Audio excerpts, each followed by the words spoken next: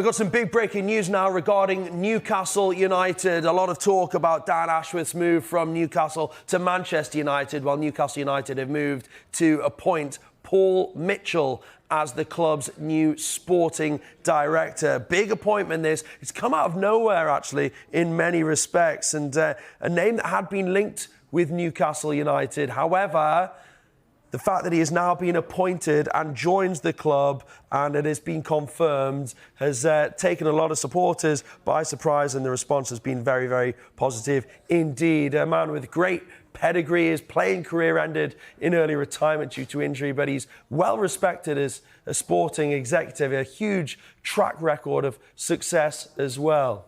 Yeah, OK, well, we'll bring you more on that throughout the morning as we have it.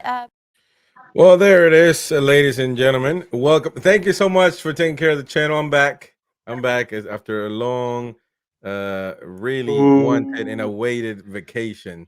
And I couldn't go to the Peru-Argentina game. Those tickets were sold out, and they were trying to charge me £1,000 for a ticket to go watch the game next to Jesus. And and I wasn't going to do that. So, but we went to the pub. We had a good time. We lost anyway, but and got eliminated. So Peru and the U.S. out of the Copa America. What a shame. Home before the postcards. Yeah, what a shame. But lovely to be back, and also be back on the fans forum, of course. We were going to do the American Max today. It was suited enough that, obviously 4th of July, we're going to have the American Max.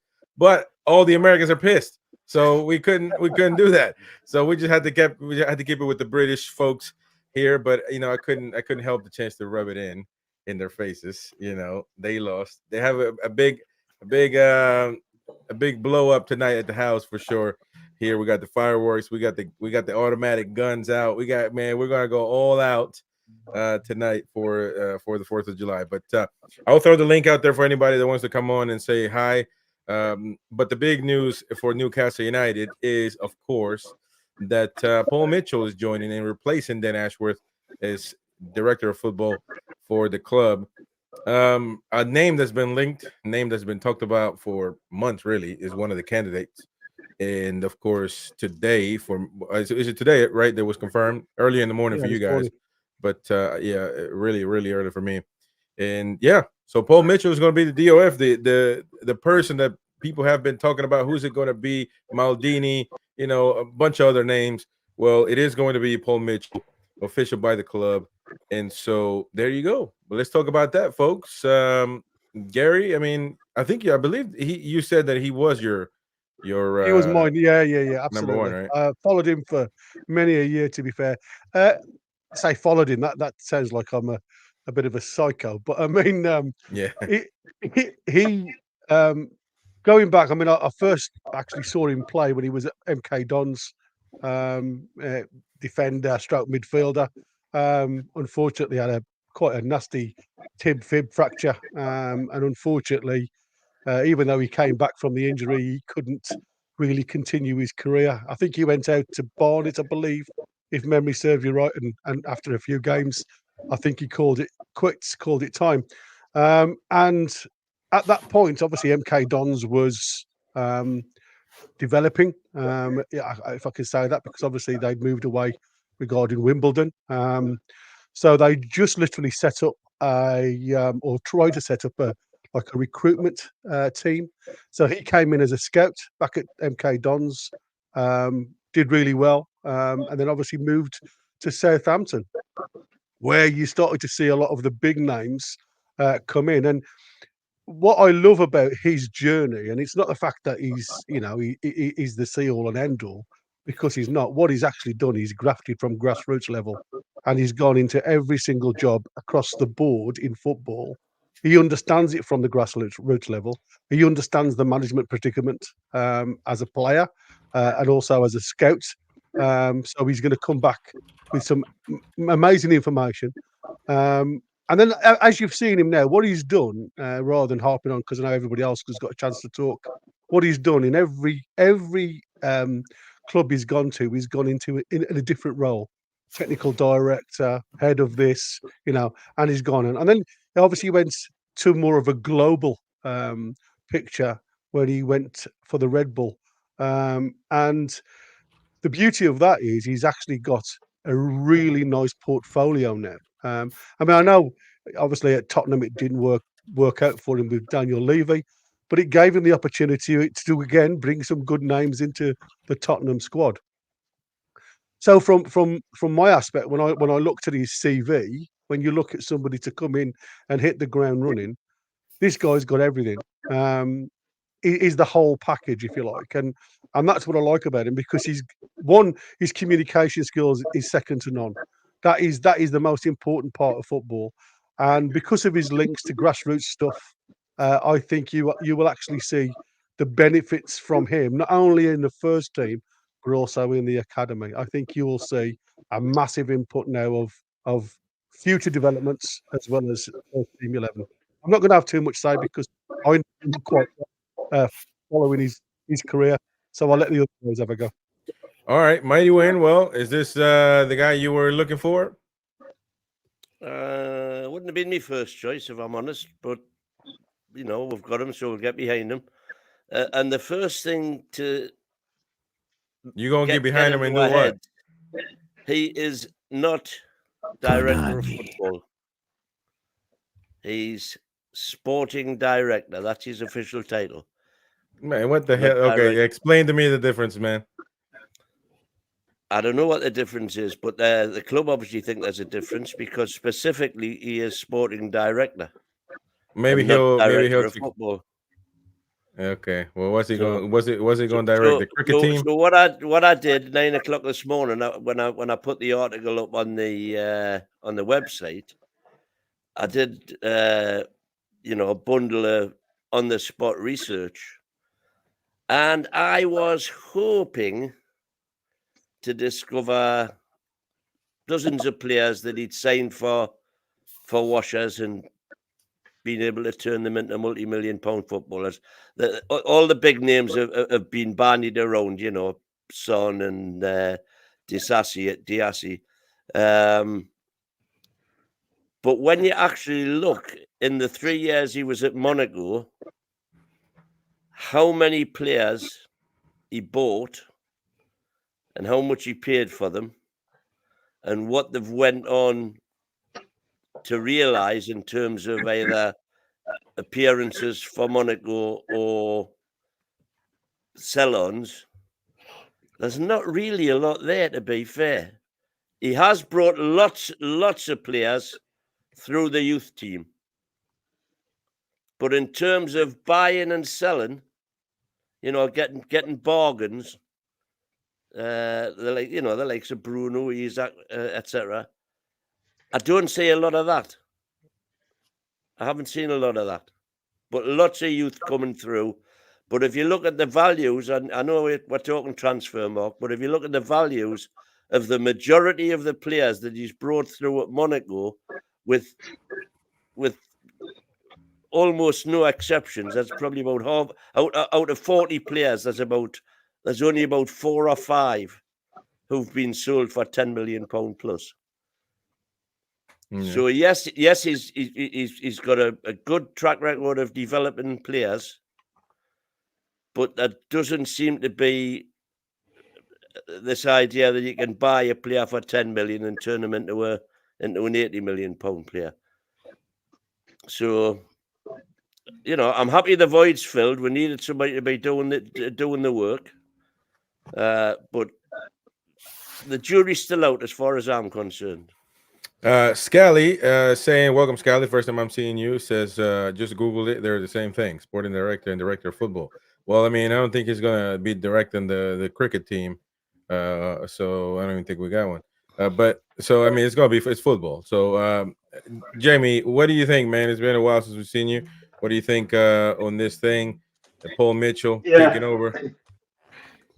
It's like life of Brian, isn't it? We're not the Judean People's Front, we're the People's Front of Judea.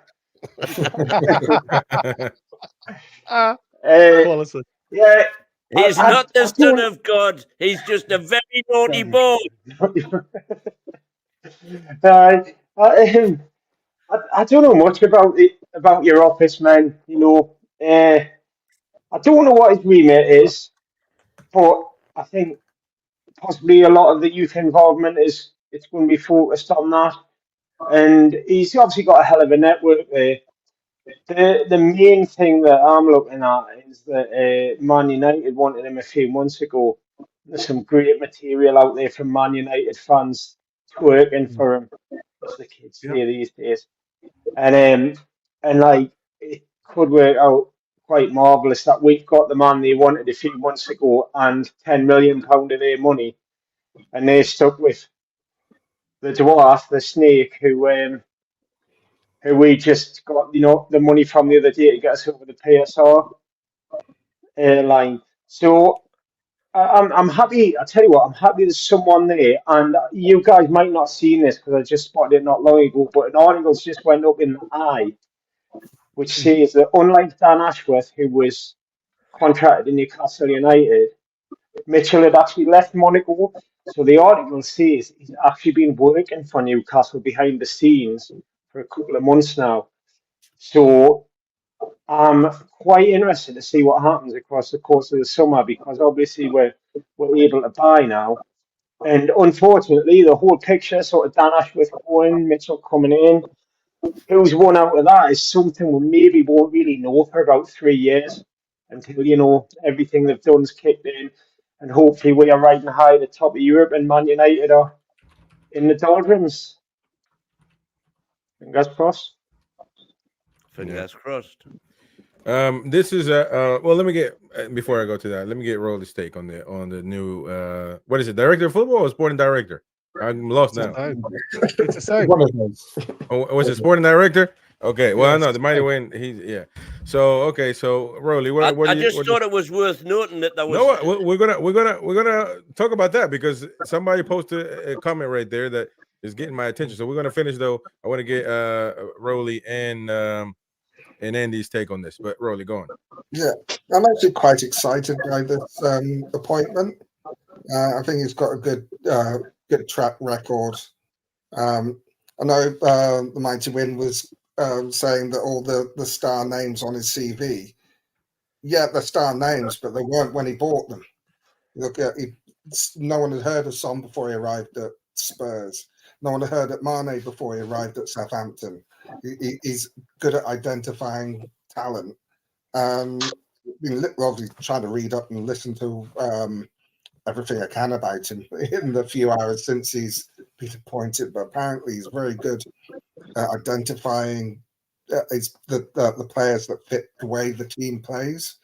So the teams he's been with have all been the sort of pressing type team, which would fit very well with the style that we like to play. And I think he's high profile, and I think it's the other thing that's good about it is the timing. After everyone was losing their mind over what happened last weekend, getting a high-profile appointment like this through the door quickly makes you think, well, maybe they do know what they're doing. But yeah, it's a very positive move. I think we need a director of football, sporting director, whatever you want to call him. And I think the future looks bright. And I think the other thing that's quite interesting is that he's worked in clubs that are part of a multi-club organisation, and we all know that the aim, one of the plans of PAF is to have this multi-club system. So getting someone like him in at what will be the premier club in the multi-club system is a very good move as well.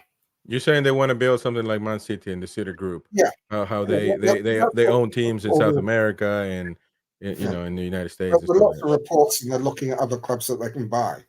So and they've always said that they want to follow the Manchester City blueprint without mistakes.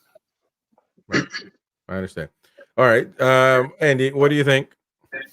I think it's not a great more really hard. I think everything's been covered. I think the main points for me is I think if it is true that he has been working for Newcastle for the last few weeks, months, I think you look over the last few weeks, the signings that we've been making away from the first team, you can say, well, yeah, great, we're putting the groundwork in there for the future. We've got someone there that's experienced enough in them roles and I mean, he's well travelled, isn't he? He's not exactly just Premier League. He's been around. He's had an eye in Africa, obviously getting Mane, getting him to Southampton. The Sane deal, I think, wasn't that, I know Wynn says it wasn't like a Bruno, but it was 25 million for Son. If he'd left Spurs, he would have went for 90 million. So, I mean, we could get a couple of signings like that. I agree. There's one or two. Yeah. So, I mean, we've just got to, I mean, it's going to be hard to do that. I mean, if you can get 3 or 4 to start off with in the first 5 years, I think that'll set one away. And more to the point of if we've got someone there that's he's not just done a sporting director job, he's worked below that, so he's going to be able to help any new staff that come in. Look, I know what your responsibilities are going to be. They're going to be able to help bed in. And apparently we're after 2 members of staff from Chelsea's scouting department that have left. Apologies, I can't remember the names, but things are looking up. We've got to look down the food chain in order to reap the fruits later on in time. So it's exciting times. Whether it'll work or not, we don't know. I know who they are, and it's Jim Fraser and Neil Bath from Chelsea, who's now left Chelsea. Rumour is they're going to United, but they're more than scouts. They're the guys who have overseen that academy for the past couple of decades, I believe. Yeah. And they're if we can get them, that is a massive coup. I mean, even if we get one of them, you know what I mean? Yeah. You don't have to get both of them. You just need to get one of them. Yeah. It just seems a coincidence that, like, obviously, they've left by mutual agreement. So it's like they've just walked out of the academy, having put the foundations down there for, like I say, 30 years. The one, I can't remember which way it is now. 30 years for one and 20 years for the other guy. That's some going, that is. Yeah, they'll have a point to prove as well. Really. Chelsea's youth system is one of the gold standards. Oh, absolutely. There was a comment here. Okay. Marky says the OF has direct influence on purchases and the sporting director doesn't. I don't know where he got this information from, but it does bring us to a point, because regardless, this is going to be a topic of discussion now, which is how much input does Paul Mitchell have in the squad? Before the show started, we were talking about this in particular. Mighty Win saying that sporting director just, or the manager just says, I need a winger, and then they look for one, and so it goes like that. I think it's a lot more complicated than that, because I do believe that the manager will want a certain player, and what if the DOF doesn't want, or the sporting director doesn't want that player, doesn't think that that's a good player for Newcastle? What happens there? I do believe that for this to work out, it needs to be some level of compromise and given and taken, because if it's going to be my way or the highway, then it's not going to work out for either or, because at the end of the day, in my honest opinion, the sporting director is there to take care of the club. Say that the 80 wants all these players that make no sense for the team to have. Well, the sporting director needs to be there to kind of mediate that and say, I don't think you need 3 left wingers. You see what I'm saying? I'm just using a crazy example there. And I also believe that the DOF needs to be respected on what he wants to do, or else this is not going to work out. As simple as that. I think Mighty Win. Mate. I'm just going to address that point if I can. I work for a government national organisation where we have protocols that are national protocols that we have to follow. World Health Organization is one of them. There's there's loads of different things. But what we also have that has to work is in-house rules. Now, the difference between each hospital is they don't work the same, even though we do same operations, blah, blah, blah. You have to fit the organisation, not in an organisation that's currently not the Premier League. You've also got a difference in-house rules, because our lines, our guidelines will be totally different to the likes of Chelsea, Man U, Man City, because they're already so far down the road. What we have to do now is stabilise our team. So he may have been given a sporting director's as in title, because he'll oversee different parts of that arrangement within the in-house structure. And that's the difference. It's a case of, yes, you have got these protocols and procedures to obviously work from, but you will have individual rules within the house that will only dictate what Eddie Howe does, what Andy Howe does, what Nixon does. Everybody will be given a strict role.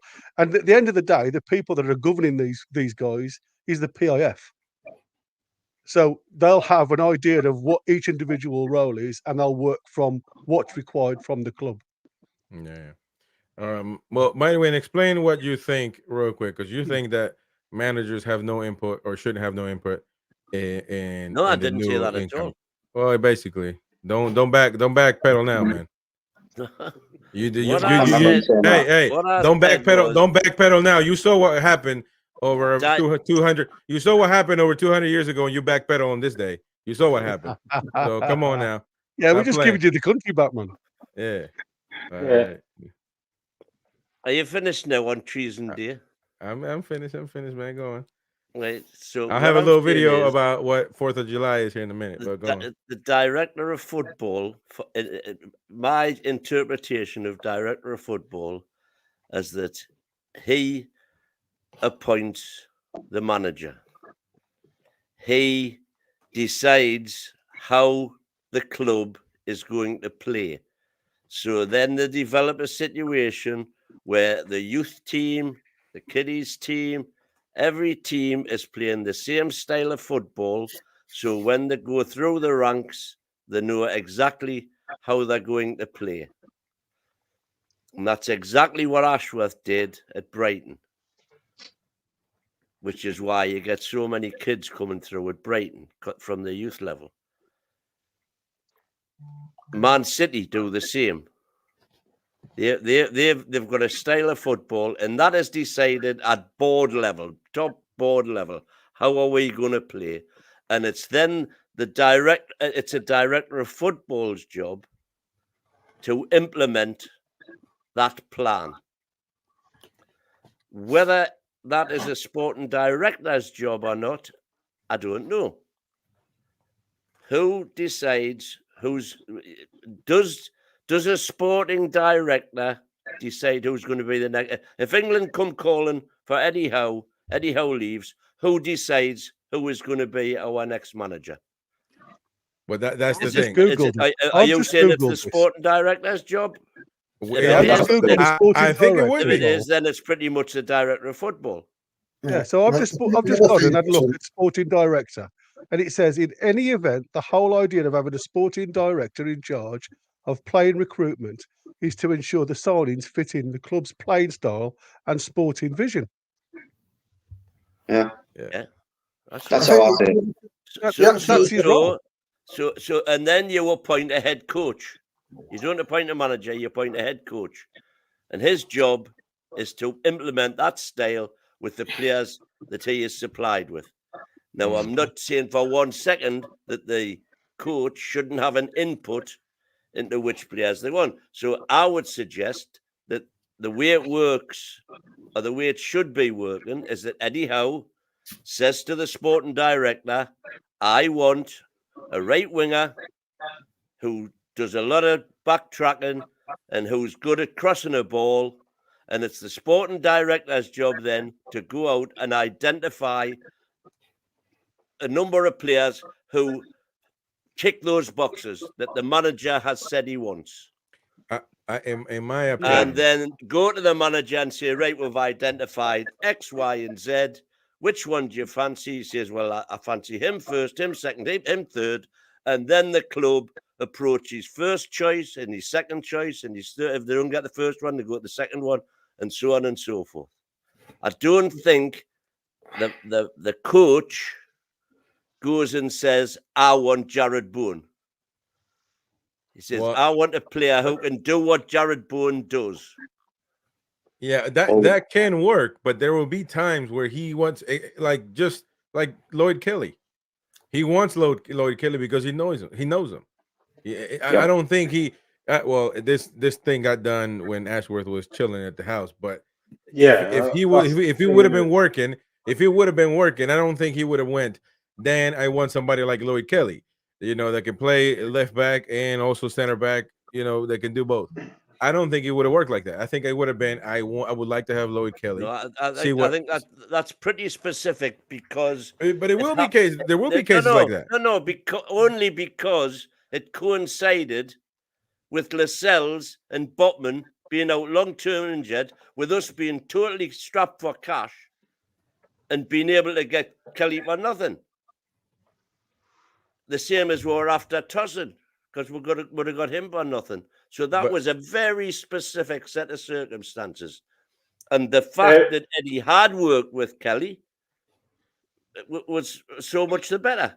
Go on, Jamie. Win, can I just ask, if you're after Tosin, could you put your camera off, please? It's also going to be cases, though, isn't it? Let's be honest, where Eddie Howe might suggest a player, and the scouting network are already aware of the player. They just haven't went into deep detail on what they are. They might go, right, not a problem. We'll go and have another look at them. We agree with your assessment. Everybody else agreed in the room, i.e. recruitment, coaching teams, development squad coaches, if they're a young player, for example. Yes, we're all agreed, let's go and get them. And then it's all got to go down to people that look after the finances as well. It's all good and well us going, the scouting networks go, yes, we'll go and get him. They've got to know whether the financial the director of football will be, in constant communication with the financial side. And the other thing you've got to remember is that all these deals have got to be signed out by Yasser. Oh, yeah. You have to approve it. So you've got your scouting and your transfer team. I tend to think that the Saudis are good business people that know how to run a business, meaning you're not going to be the smartest guy in the building. You're not going to be the guy that knows everything, but you got to be right when you appoint people to do those specific jobs. And I don't think Al Rumayyan is thinking, man, I wonder. Let me think of a right wing right now that I can bring to the club. I think he is. I think it's. Oh no, what I'm trying to say is, I think this should work like this, and this is honestly how I think. Now, this is football, where for the most part things don't go as they go in the civilian world. You have ducks shooting at the shotguns for the most part in the in football. But I do believe that director of football should be the coach's boss, should be over the coach, and they should learn to work side to side to bring in players and how to help the squad. And if the DOF needs to be the guy that takes care of football, that is running the football side of things. I don't think, with all due respect to a lady that's done great to do the takeover, to do all that stuff, what she's doing with Newcastle has been amazing. Of course, she's been helping out with the women's team as well. But I don't think she is. I don't know what the background on her is, but I don't think she's been doing this before. Like to know we need a right winger, we need a defender, we need a center back. I don't think that's her cup of tea. Yeah. And I don't think even Murdad's cup of tea. I don't think it's their job. So it needs to be somebody to handle everything football in Newcastle United. And from looking at it from afar, because we don't have the contract of Paul Mitchell to know what his job duties entail. But you would assume that DOF is the guy to be in charge of football for Newcastle United.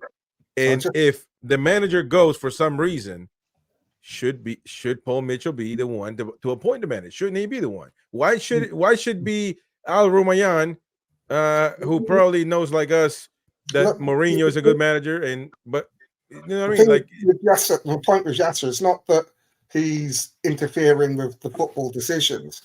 Yeah. They've got to make the case to him that they've got the right person and they're getting value for money. If you remember in the Amazon documentary about the Anthony Gordon, they had to negotiate with Yasser because Yasser said, "Oh, that's too much. I don't want to pay that much." And then they went back and they had to actually convince him that it was worth the money. So he signed. It's like, if you look at it, like if you're on a business trip and you're on expenses, your boss has got to sign it off. Mhm. He's not going to choose the hotel for you or what you eat, but you've got to justify that it's an actual expense that the company get paid for, and he just signs it off. And I think it's the same sort of thing. Like you have your transfer team, which will include the director of football, the manager, the scouts, and everyone. They'll identify the sort of player they want. The scouting team will scout them, and then they'll discuss which players fit best personalities. Then it's up to the director of football to look at the pricing, how much it's going to cost, sit value for money, and put the case together so that I go to Yasser and say, right, I want him. This is how much it's going to cost. This is where he fits in. This is how it's going to affect the team. And then Yasser goes, yep, you're a good one. Go get him. But you can't pay more than this.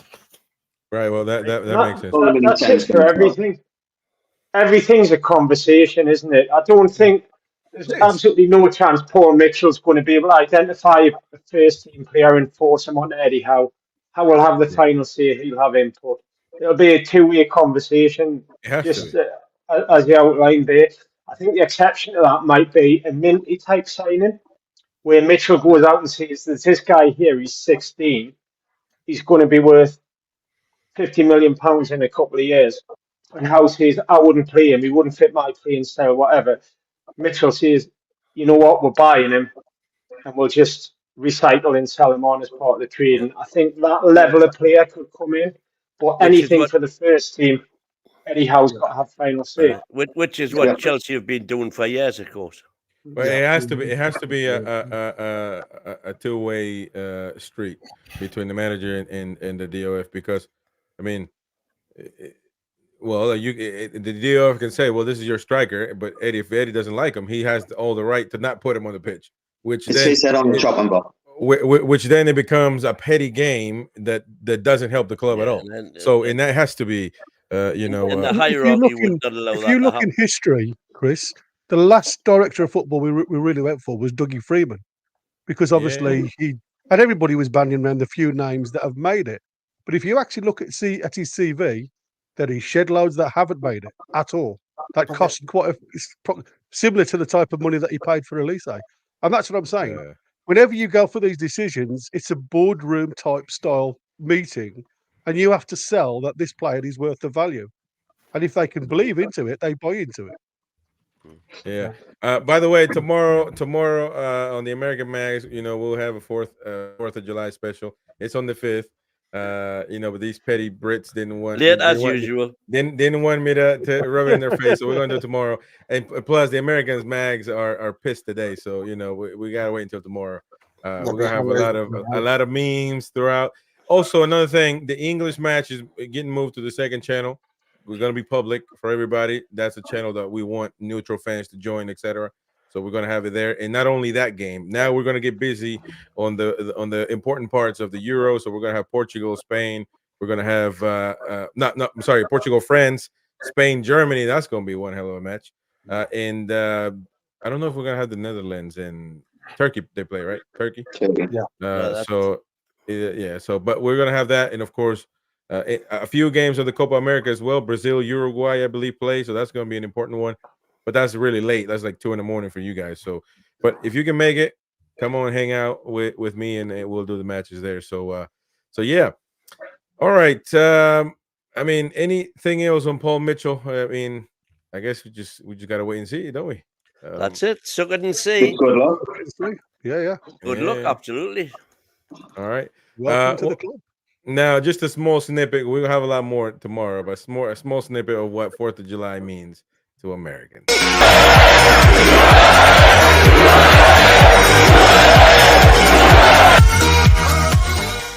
USA!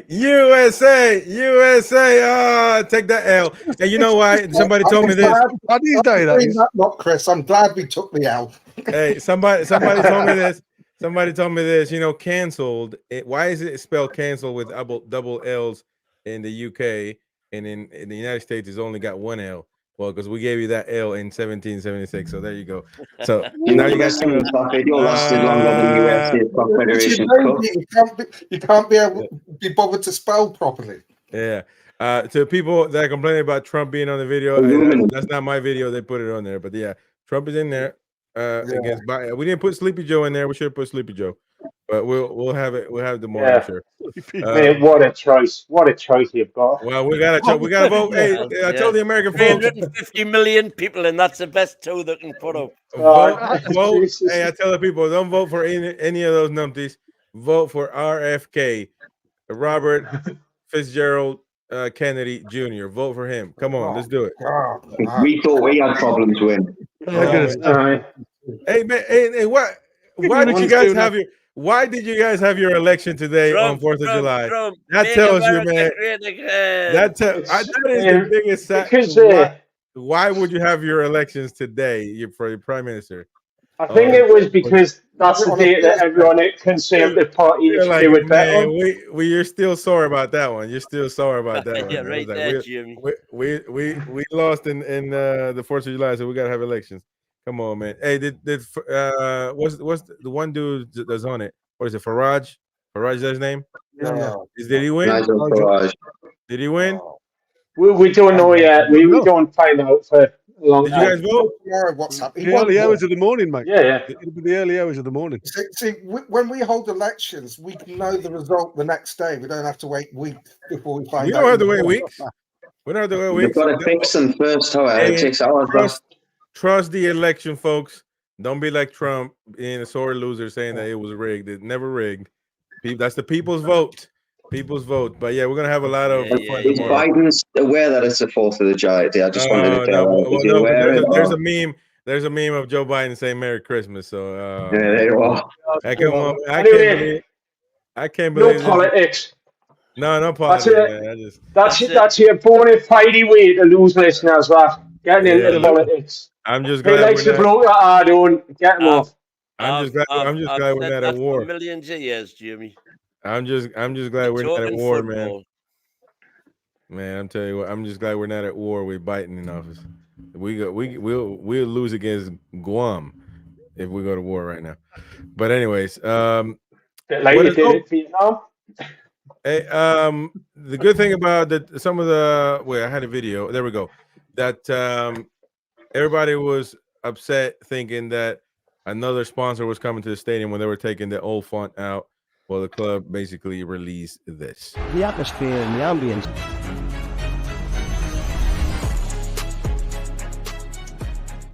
Hey, so it's simple as that. Newcastle United, man, back on the thing. Just had to change the old font, throw away the old font for those bad vibes of rid of the italic. We had.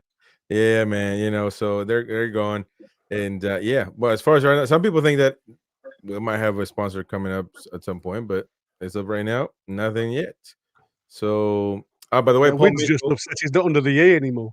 Yeah. Paul Mitchell. It was the I in between the two T's, but there you are. Yeah. Paul Mitchell, by the way, he said a few words. He says, "It's with immense pride that I accept the responsibility of being Newcastle United's new sporting director. I can't wait to get started and help continue the organization's growth and long-term competitiveness in all areas of elite football performance." So football. I know Mighty Wayne wants to put him on the cricket team. It's not going to happen. Football, man. That's what he came to do. Well, I guess we'll have to see what he can do. Question is today. No, it wasn't today, but 2 days ago, July 2nd, the first Brazilian to play in English football's birthday. Who was it? Tottenham. Say that again, Jamie. Mirandinha. He's not from Argentina. He's from Brazil. Mirandinha. Come on, man. Respect. He played for the Tune, the first ever Brazilian to play in English football who played for the Tune, and it was Mirandinha. Mirandinha must be sick as hell watching this Brazil team. But I'm sure that they still have chances to win the Copa America. Speaking of Brazil players, has anyone seen the links for Rafinha for 60 million euros? Yeah, I've seen that. I've seen that, man. Please. I'll take it from Barcelona. I kind of see you getting them for 60 mil, really. Barca or Skint apparently, mate. Yeah, They've we got to got sell money them. now, man. We got money. Players play in that position. Well, I thought Barca had just got a £1 billion sponsorship or something from Spotify. But they've got to Probably. pay, like, They're another one. Every summer it says Barcelona Skin, they've had a massive tax bill, and then next thing you know, they go out and spend £100 million on somebody. yeah. You know, They've got to that pay back some debtors or something, though, haven't they? They had to loan a load of money off the Catalonian bank or something 2 years ago. Well, Real Madrid get it off the Spanish bank, and they do, yeah. the Bank of Catalonia. They've been getting bankrolled since the days of Franco, Real. So, Yeah. pretty cheap. Well, we'll They're have to back see. to politics again, lad. I'm sorry, I know. I've started that one, didn't I? Back to the football. Where's my politics button? I can't be There bothered. you go. I can't be bothered. What the I hell? can't be bothered. I can't. It won't even play through. What the hell? I can't be anyway. bothered with all this YouTube politics, Lord. There you go. One thing that I've been really annoyed by the way, and I just could not believe when this came out, and it was confirmed not too long ago, a few days ago, maybe, or 1-2 days ago, that the ball goalkeeper, what's his name from Birmingham? John Ruddy. John Ruddy. Man, come on, man. Listen, I know Rolly was saying, that the DOF signing might cool some things down because fans were heated after certain losses, certain gains, or maybe not gains, just certain acquisitions that probably not going to be of any gain for the first team squad, which would be, in my opinion, this guy right here. Rudy, man. Rudy Fruity. What the hell? People went to Spurs. Anybody give me something positive as of why He's not going to play, is he? He's signed in the same way that Scott Carson's been signed by Man City. To sort of be a Man City coach and an emergency keeper. Man City can go to war with the Premier League and nobody's going to say nothing because they have won everything. We are supposed to be trying to do everything possible to get to the promised land. Rudy is not going to help that. We already got one old guy, which is what's his name? Gillespie. So why do you need another old fart? Come on, let's go back to basics, right? What you've got on a football field is a number of coaching setups. You're gonna have shooting goalkeepers. You're gonna have defending goalkeepers. You're gonna have so many different parts of a coaching setup where you need multiple goalkeepers. That's why a lot of people go with 4. The biggest reasons why John Ruddy came in, one, he is a really, really good guy to have in the dressing room, motivator. 2, he's coming for nothing. He's cost us absolutely nothing apart from a year's contract. 3, he's still got a half decent keeper in him. I'm not saying he's the best thing in since sliced bread, and I can't even see him actually getting a bench. But what I'm saying to you is, behind the scenes, he would be one of the best characters. Now, you ain't got to take my word for it. Go and have a look and listen to a lot of the Birmingham supporters, how they saw him in the club. A lot of the managers that have played, especially when he was at Norwich, they said behind the scenes that lad was one of the best motivators in the dressing room to G up the lads when times are hard. And I can understand why they've brought him in. Yeah. Well, let me tell you something. And you know what? If it does turn out to be a bad move, everything it's not cost anything. What's the matter with you lot? No. It's not. We've got rid of. We'll get almost certainly getting rid of Dubravka. It's nothing. We've already it's nothing. got rid of Karius. It's nothing. It's not that. In my opinion, I have nothing to be excited about. That's my problem. Nothing I've seen excites me. Nothing. And maybe I struggle with patience. I'm not patient at all. So maybe it's a personal problem. But I have seen 0 reasons for me to be excited on the transfer window. We're selling players. I understand PSR is a thing, and I understand that there's no choice. But you can't tell me I gotta be happy about it. I understand that PSR, that's what we sold Mente, that's what we're selling, all these guys. I get 4th of July, man. No, trust me. I have an armory downstairs waiting on me. We're gonna blow up this whole damn place. Remember, Chris, is that the Euros are on. Yeah, maybe so. On. So nothing much happens while Nothing's those going to happen until tournaments they are are on. finished. I've that been could saying be. that for weeks. That could be. That could be. And we've got till It's the always the 30th same. of It's like the World September. Cup as well. Nothing happens whilst the tournament's going on because all scouts are at the tournament, all the people that do the deals at the tournament watching players. There may be things going on behind the scenes, like Well, scheduling meetings after the tournament's finished or This whatever. is the way Newcastle United work now. You will not hear anything until the deal is done. Simple as. And Much the you know what same as- else? This is the way buying stuff works as well. Because Chris, you remind me a little bit of my wife. When I go in to buy a car, well, I don't right? know if that's a good I thing. want to. I want to make the dealership think I don't give a shit if I have that car or not. And if we pick something and we think, yeah, we want that, my wife sits here like that going, and the salesman can see she's going to buy it and she gives the deal away. We've got to negotiate these deals and we've become great negotiators over the last couple of years, and that needs patience. I wouldn't be surprised if we signed Dominic Calvert-Lewin, but was walked away and said, you know what, you're asking for too much. Stick it up your ass. Yeah. Well, But they again, you come time back, out, and that's time how it out. works. Hey, I thought I it was understand how it okay. works, but I don't. If you get excited about Calvin Lewin coming, that's my problem. I'm not excited about that. That's what I'm saying, man. Look, if you put everything into perspective, forget the methods and how long it takes. All that amazing. That we'll wait 10 years for Calvin Lewin to show up. That's fine. But we're talking about Calvin Lewin, who's been. I don't care about him.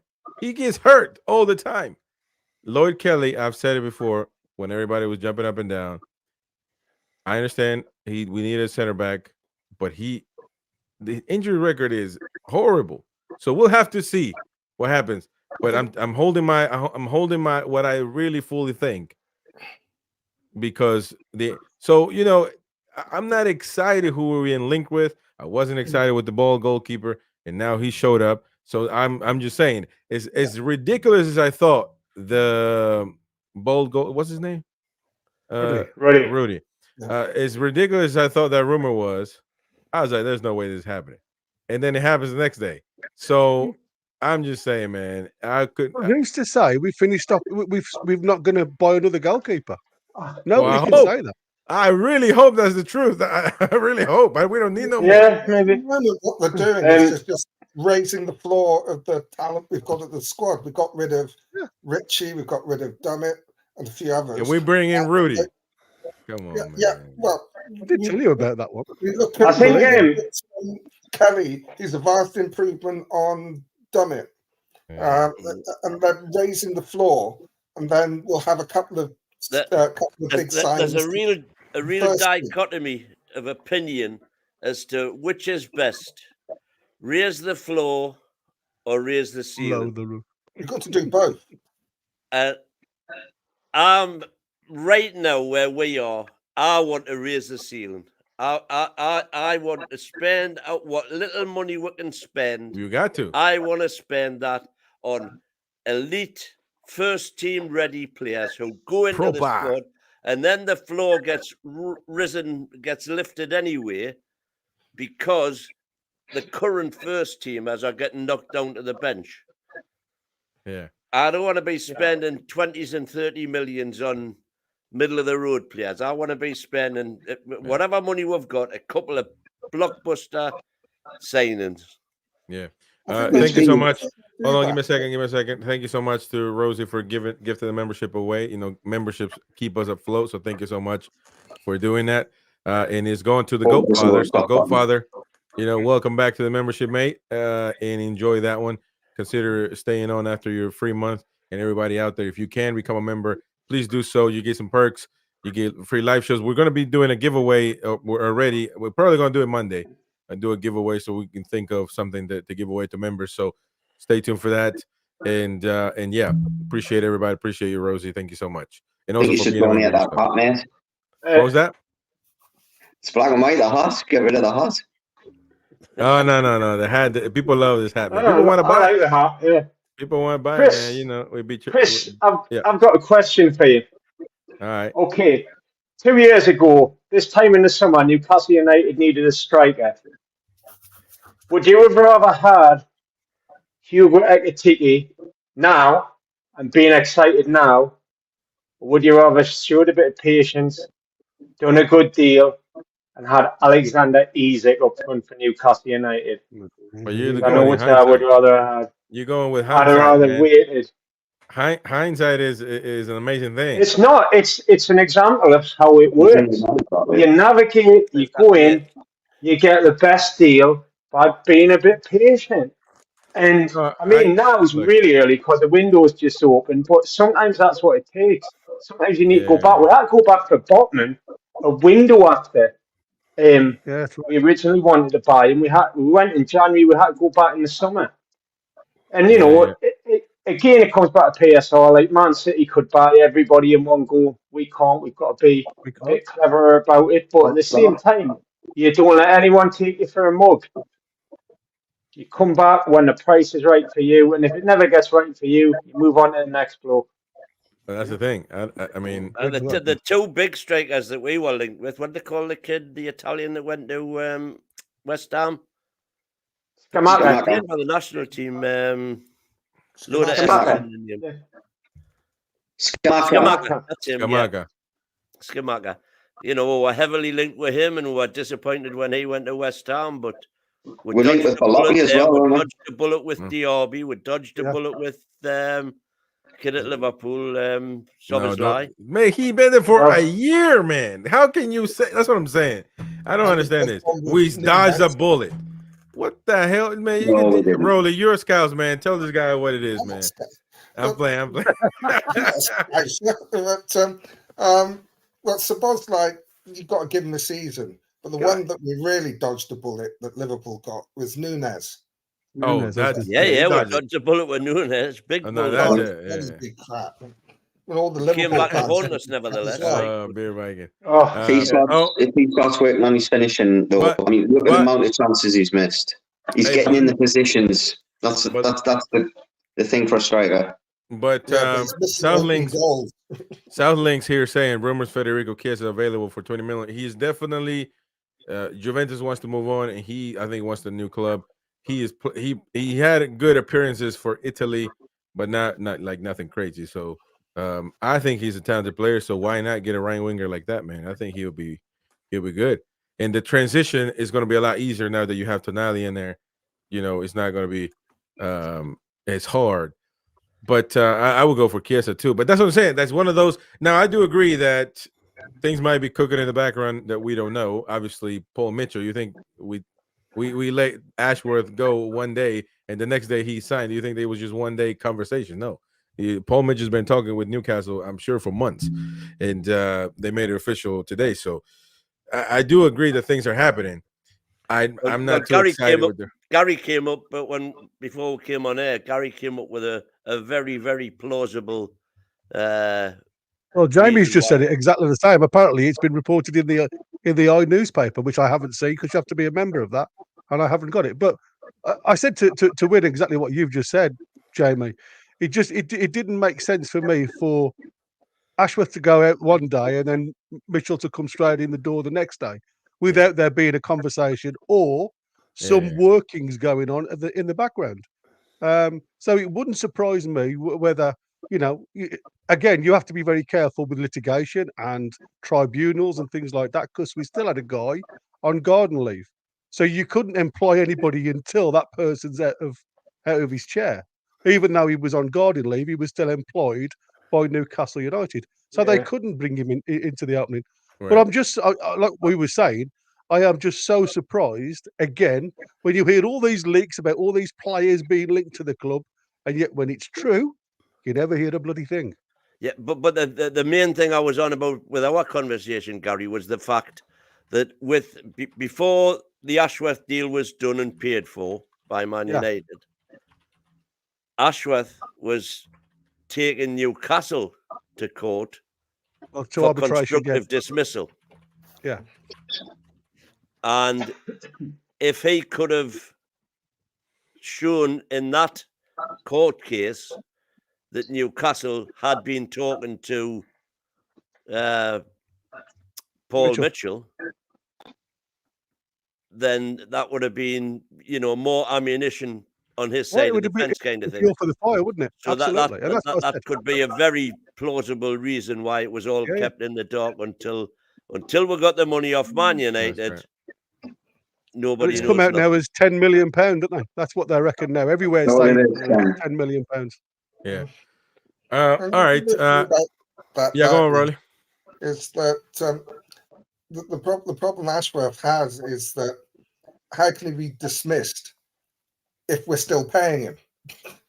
If you So I'm dismiss saying he someone, was you still don't- employed by the club. He was just on garden leave. Yeah. That's why you couldn't employ anybody else to go into his position. The only And I thing wonder that why. Hey, I'm I not guess being they funny. could have. What they could have And I done is the wonder- mighty win trick, calling the sporting director instead of. There you go. That's what I'm saying. Maybe that's the reasons why they've given him the sporting director role. For once, maybe a subject I am qualified on discussing because I work in HR. The only thing that constructed in him getting dismissed is his own stupidity.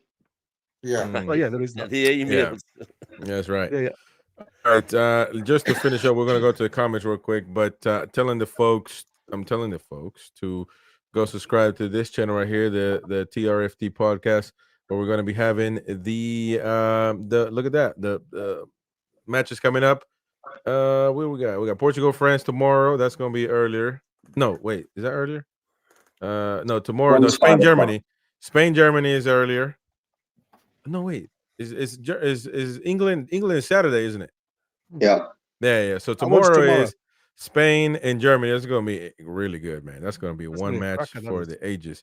Jermaine Lamau, let's go La Roja. Spain's gonna win this one, the whole Euros. And Portugal, France. There's gonna be another one. Mbappe is obviously his idol was CR7, so it's gonna be a good matchup that we got lined up there. Our listen, it's simple. Our watch along for these neutral shows start 15 minutes before kickoff. So there you go. With Newcastle United, obviously, we're a Newcastle fan channel, so we start an hour before, and we're gonna, we do all that stuff. But when is Newcastle playing? Late July, aren't they? Or is that right? Yeah, Well, they've got the Cellar Cup as well, haven't they? Oh, Cellar Cup coming? Okay, we got to keep Yeah, it. they've got the two. They've got the two. Well, they've changed it this year. They've changed the system. There's two men's team, We've got the two Japanese men's game friendlies. and one women's game. Yeah. Yeah. Okay. Which so, wins commentating on. So we got that Portugal, France, and then the next day we got Uruguay versus Brazil, and then we got the I always say the UK, but no, England versus Switzerland. So there you go. I don't know. We don't have the Netherlands just because I think Netherlands is gonna go through Turkey. And plus, I'm not too sure about that. No. well, but the real reason is because I'm not gonna go in. I can't pronounce the Turkish names, man. So that's the real reason. But anyway. yeah. But yeah, so it's go subscribe to that one. Actually, they're gonna pin the link for this YouTube channel here. So please go subscribe to that one. That's gonna be a neutral channel, and whenever the Premier League starts, we're gonna be having Premier League shows once a week, talking with different fans about what's happened in the Premier League. So there you go. Subscribe to this channel. Fresh off the press. Apparently, there's now 3 Saudi clubs after Miggy. Oh, that's good. Oh, Well, that's 20 million quid. I heard. Win, is that right? Yeah, 20 mil. imagine the fume if we sell Almiron to Saudi for a packet of money. Yeah, but The not all Magnum's guys- online of it. Yeah, fine. It'd be But good. if Archie Gray's going for 35 million, I don't think 20 million is too much for Miggy. Let's be honest. Definitely not. I'd rather have Archie Gray. mate. What would be funny is if Ipswich we are sold sniffing in Miggy the for, background as well. Yeah. what would be funny is if we sold Miggy for 35, 40 million and it wasn't her PIF club. Yeah. All right, let's go with the comments. I'm pretty sure none of you numpties have been acknowledging the folks and reading their comments like I usually do. So I'm back now, folks. Don't worry. Your Superman is back. Marky says DOF has direct influence on purchases. SD doesn't. I don't know. Farmer says if he and How are on the same page, I'm good with it. Well, that's the main key. That's the main key. They have to be in sync with each You other. thought that Eddie would have at least met with him. Yeah, you would assume. Yeah. I don't know if they have a say really, but I'm sure they would have They would have let Maybe him go. gets on better than he seemed to get on with Ashworth. Probably. Well, that's the thing, though. That's the thing. We got to keep an eye on that because Eddie's nephew was there. If Dan is supposed to be over the area and you're going to get Eddie's people have nothing to do with that really in the scouting team, and Dan Ashworth doesn't want that, or the DOF. I'm actually siding with Dan on this situation, and this has nothing to do with agreeing with Dan. Dan is a twat and a damn numpty for leaking those emails on accident. But it doesn't change the fact that if I'm running something, if I don't want somebody, I'm not gonna. Why should I be forced to have somebody I don't want, or that I don't feel competent enough to be in part of the you know? Would that not have been discussed before you got the job, though, Chris? Well, you would have thought so, wouldn't you? Yeah, you would have thought so. You would. Who was there first? Ashworth? Yeah, no. It was Eddie, right? Prior. 2 years. Eddie was there first. Yeah, it was 2 years. Yeah, but see, you know, I don't know. It's I don't know, man. It's difficult. You normally find out who the staff are under you before you take the job. Really, would have thought. Yeah, you can discuss and say, look, my nephew is a good scout. Can you put him on the team? Perfect. I'll put him on the team. But now I realize that he's a numpty, can't do his job, so I should be able to sack him if I want to. Now, but you got to. By all accounts, he's not a numpty. Yeah, I was going to say he's got a very good reputation. I'm just saying, but that's what we say here. But if Dan is the boss there. If it's simple, it's as simple as if I don't think he's doing the job, why should I keep him being forced? Then it's your job to demonstrate what he's doing wrong. Well, yeah, I guess. But ultimately, when somebody's the boss, man. What can you do? No. Rosie, but yeah, I mean, well, I'm just saying. Rosie gave another membership away. Is going to Kenzie XII. What would that be in Roman? 10, 12? 19. 19. XIX, 12. Man, He's got XIX. Hey, by the way, what the fuck is a kilometer? Oh, jeez. We're going to start. Hey, tomorrow, don't miss the American Mag show because I think we should get back to leagues and cubits. All right, Clouds saying, Clouds saying, Fabrice Romano tweet, lads.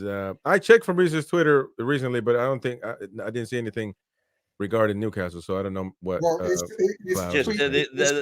when did he say that?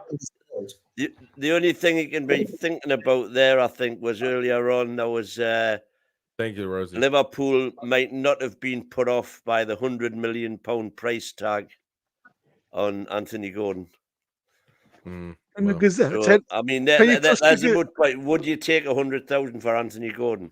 Not 100,000. 100,000, never. No. They got to be more than that. It's got to be more than that. Jam says Monaco should have some nice youngsters on the books. Just saying. Alan McMurtry. Tories are gone. Projected Labour majority. What the hell? Is that a political comment? That's election. Forget. Oh, okay. Okay, never mind. Beer bike, we can't possibly know the role and responsibilities. Correct. There you go. We obviously not, but we got to do a show, man. We got to talk something. We got to say something. Tara C's says Eddie Howe seems to have a preference to left-footed players. Check out his signings. Yeah, he does. Yeah. Marky says wouldn't be surprised if he steps up to a global position once PIF have multi-club structure. Also, like you're talking about Paul Mitchell being maybe in charge. Man, that's gonna be one hell of a salary, man. You're gonna be in charge of all football. But what would it? You know what? I kind of like the idea, but you know how City has everything City like afterwards. Like New York City, BS all team. You got in South America too. Everything has a city at the end. I think we should do the same and put United at the end of everything. They already have Atlanta United here in the U.S. But yeah, we can do all that, man, and have the same shirt, black and white, globalized. I'm telling you, that's what City have done. And the New York City players, it's the same shirt, almost the same logo, other than just saying New York. You know what I mean? So I wouldn't see it as I'm a traditionalist on that. I think United should mean two clubs have come together. I don't think you start a club and call it United from the off. Correct. All right. what is it? Alex says, Chris, the army was stretched just to give you it back. Come on, man. That JJ Chris, I forgot to tell you, it was only a 30-year lease. Happy Independence 300 Day. Man, you couldn't fight us if you wanted to. Yeah, Man. we'll be Come back on. in Stop 76. Oh, here we go. Come on, man. You couldn't fight us if you needed us. Well, no, we needed you. We needed each other in 2004. Yeah, exactly. We were both numpties and sending our kids out there. Anyway, Alan says it would probably be between owners and DOF to pick a new manager. Yeah, but the owners, I think that the owners would probably have to sign on it. But how much football do they know to be able to say this manager is a good one? I agree. Maybe what Andy's saying, that you got to present it and tell them, explain why you're choosing this guy. And if that is convincing enough, then they'll probably sign on it. The owners brought in Eddie Howe, didn't they? Well, I'll probably take him to Riyadh and interview him there as well. Yeah. We'll see. Terrace saying there must be a great deal of synergy between the manager and DOF. Otherwise, there would be chaos. Absolutely. I agree with that. Yeah. Jam, the whole idea of having a sporting director in charge of player recruitment is to ensure that the signings fit in with the club's playing style and sporting vision. Premier League. Exactamundo. I like that. There's so many examples of it not working as well as it working, isn't it? Because it could be. And as I'm saying, like it's not black and white. Because again, if you, with all due respect to Eddie, if Eddie was Pep Guardiola, I think Pep has the majority of his vote of who comes to the club is a lot heavier, a lot bigger. Yeah, but I think that's understandable. Well, exactly, because he has earned that level of. Well, exactly. Exactly.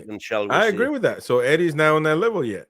And let Eddie win 4 titles in the Champions League, and he can have all the fucking. Yeah, but I'll tell you what. Though, no, hold on. Pep Guardiola had that when he came to Man City. Yeah, because he'd done it elsewhere. Exactly. Barcelona and Bayern. That's just saying how we need to be relaxed on Eddie's expectations. I'm totally relaxed because you think that's he's gonna the be best it. one there. I have got confidence in the people running the club, and that's the top and bottom of it. Alan says, "Yeah, happy 4th, Chris. You don't win much, so I got to make the best of it. Rare events. 1776 is a wild hit. Yeah, that's okay. No, but listen, man, you don't want to go to war with us right now. We don't want it. You don't want the smoke, man. You're gonna be sending Mighty Win out there to direct the troops with his dodgy hat that he wears every now and then. No, man. So I think you need to wind your neck in with dodgy hat comments, like. But you know, there you go. Look at that. Chris, you say we don't want to fight you, which is true. But you notice that every war you've won, you've had us on your side. That is true. We're both helping each other. No, that is true, man. We go side to side. Coincidence. We're on your side and you win. We're not. Yeah. Hey, let me tell you something. I'm very thankful of Churchill. That's my guy. Or Churchill. That's my guy. All the time. I'm gonna get him tatted on my back because he kept us. We would have been. Well, I would have been gone, decimated. He would have been speaking Japanese. Yeah, I would have been in Vietnam somewhere. The Black Tower. Yeah, but so there you go. I think out of all of us, I think only Jamie would have been in Germany. He'd have been chilling over there. But yeah, anyways. You know, I don't. Anyways, well, that's our comments. Tomorrow, what's tomorrow? American Max. There you go. You can't miss it. So you're gonna have fun. We're gonna be chilling, and yeah. Also tomorrow football. So what do we got? We got again Spain, Germany, and Portugal, France. So it's gonna be a great day of football. Beer Viking always knew Broken Mountain was in Missouri. Come on, man. We got real Cowboys over here, man. Yeehaw. Anyways, none of that. We don't play the crying game, brother. We don't do that. Is that true? Is that where Brokeback Mountain was set? No, I'm sure it's from Montana. I'm sure it's in Montana somewhere. That's what. Yeah.